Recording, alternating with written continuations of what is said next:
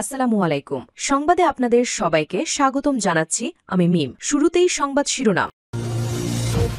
ইসরায়েলের আগ্রাসন, গাজার বাস্তুচ্যুত ফিলিস্তিনিদের মধ্যে তীব্র শীতের আতঙ্ক। এখন শান্তি চুক্তি না করলে ইউক্রেনের ভবিষ্যৎ আরও খারাপ হবে, যুক্তরাষ্ট্রের সতর্ক বার্তা। ভেনেজুয়েলার আশপাশে বেসামরিক বিমান চলাচলে যুক্তরাষ্ট্রের সতর্কতা।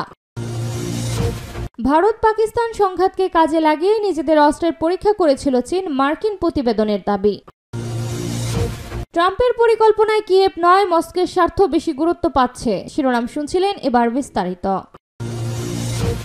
ইসরায়েলের আগ্রাসন, গাজার বাস্তুচ্যুত ফিলিস্তিনিদের মধ্যে তীব্র শীতের আতঙ্ক।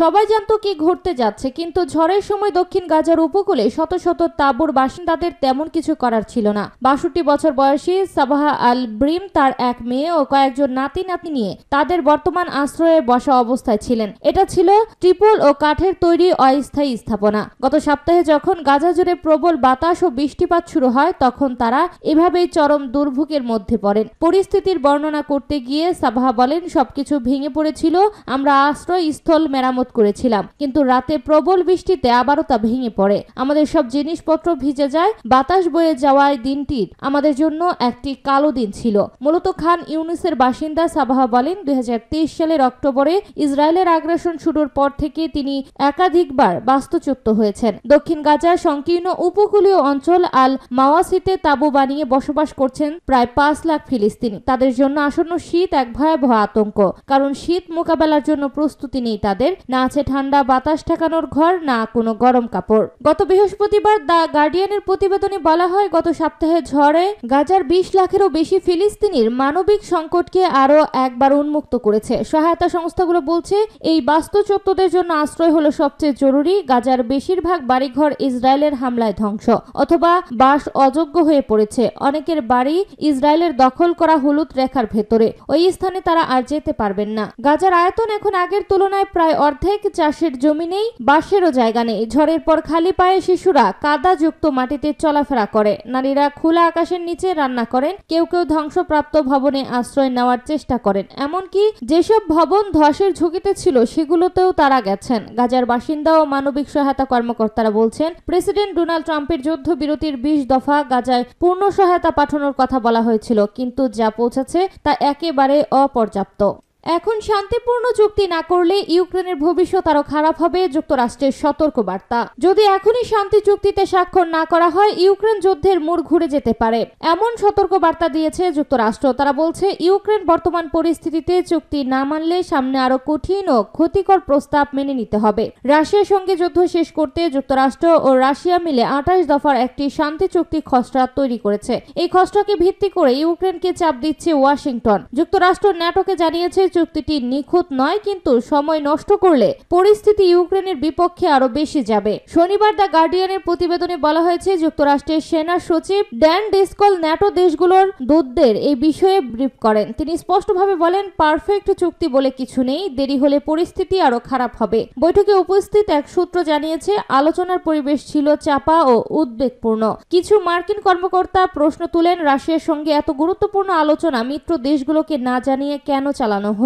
প্রস্তুত খসড়া অনুযায়ী যুদ্ধ থামাতে ইউক্রেনকে বেশ কিছু বড় ছাড় দিতে হবে। চুক্তিতে বলা হয়েছে, ইউক্রেনকে তার দখলে থাকা কিছু ভূখণ্ড রাশিয়ার কাছে ছেড়ে দিতে হবে, এমনকি যেসব এলাকা এখনো তাদের নিয়ন্ত্রণে আছে সেগুলো অংশ ছাড়তে হতে পারে। এছাড়া যুদ্ধকালীন সব যুদ্ধ অপরাধের বিচার বাদ দিয়ে সাধারণ ক্ষমা ঘোষণার প্রস্তাবও রয়েছে। এ অবস্থায় ইউক্রেনের প্রেসিডেন্ট ভ্লাদিমির জেলেনস্কি একটি ভিডিও বার্তায় বলেন, তার দেশ ইতিহাসের সবচেয়ে কঠিন সময়ের মুখে দাঁড়িয়ে আছে। তার ভাষায়, আমরা হয় দেশের সম্মান হারাবো, নয়তো হারাবো আমাদের একজন গুরুত্বপূর্ণ বন্ধুকে। এই দুটানায় দাঁড়িয়ে ইউক্রেনের সামনে এখন সবচেয়ে বড় প্রশ্ন, সম্মান নাকি সমঝোতা। ভেনেজুয়েলার আশপাশে বেসামরিক বিমান চলাচলে যুক্তরাষ্ট্রের সতর্কতা। ভেনেজুয়েলার আশপাশে সামরিক তৎপরতা বৃদ্ধি পাওয়ায় বেসামরিক বিমান চলাচলের বিষয়ে সতর্ক করেছে যুক্তরাষ্ট্র।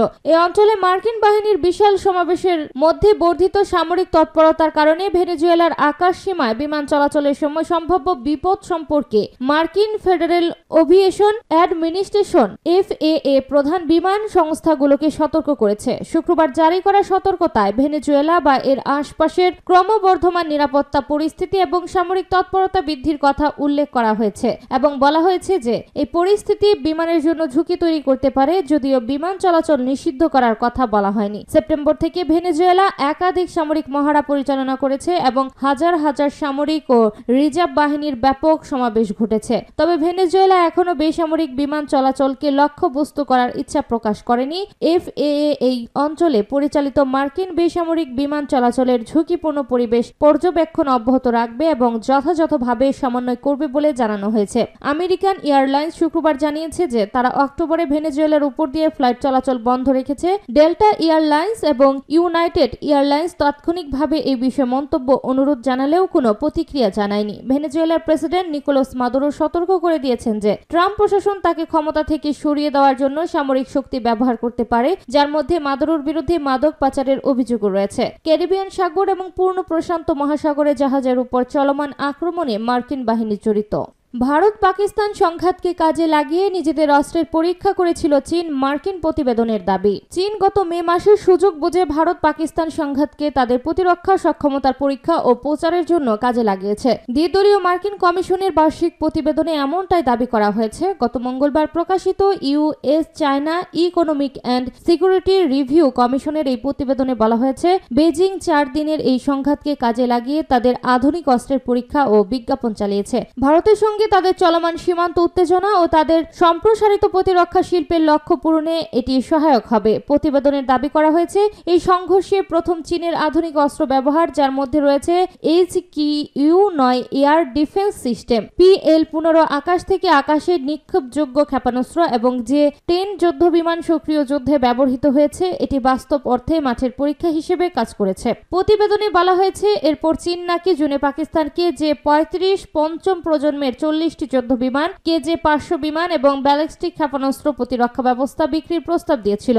কমিটি শুনানি ও গবেষণা এবং প্রকাশ্য আসা তথ্য ও গণমাধ্যমের প্রতিবেদনের ভিত্তিতে তৈরি করা প্রতিবেদনে বলা হয়েছে, সংঘাতের কয়েক সপ্তাহ পর চীনের দূতাবাসগুলো ভারত পাকিস্তান সংঘর্ষে তাদের অস্ত্র ব্যবস্থার সাফল্যের প্রশংসা করে, যা অস্ত্র বিক্রি বৃদ্ধির চেষ্টা ছিল। প্রতিবেদনটিতে আরও দাবি করা হয়েছে, মে মাসে এই সংঘাতকে প্রক্সি যুদ্ধ বলা হলে উস্কানিদাতা হিসেবে চীনের ভূমিকাকে বাড়িয়ে বলা হয়। ভারত পাকিস্তান সংঘাতের পর রাফাল যুদ্ধ বিমান নিয়ে প্রশ্ন। প্রতিবেদনে অভিযোগ তোলা হয়েছে, ভারত পাকিস্তান সংঘাতের পর ফরাসি রাফাল যুদ্ধ বিমানকে হেয় করতে চীন ভুয়া তথ্য প্রচার চালিয়েছিল। প্রতিবেদনে দাবি করা হয়েছে, ফরাসি গোয়েন্দা সংস্থা তথ্য অনুসারে চীন ফরাসি রাফাল বিপক্ষে তাদের নিজস্ব J-35 পক্ষে ভুয়া প্রচার শুরু করে। তারা সামাজিক যোগাযোগ মাধ্যমে ভুয়া অ্যাকাউন্ট ব্যবহার করে আর্টিফিশিয়াল ইন্টেলিজেন্স AI এবং ভিডিও গেমের ছবি প্রচার করে দাবি করে সেগুলো চীনের অস্ত্রে ধ্বংস হওয়া যুদ্ধ বিমানগুলোর ধ্বংসাবশেষ।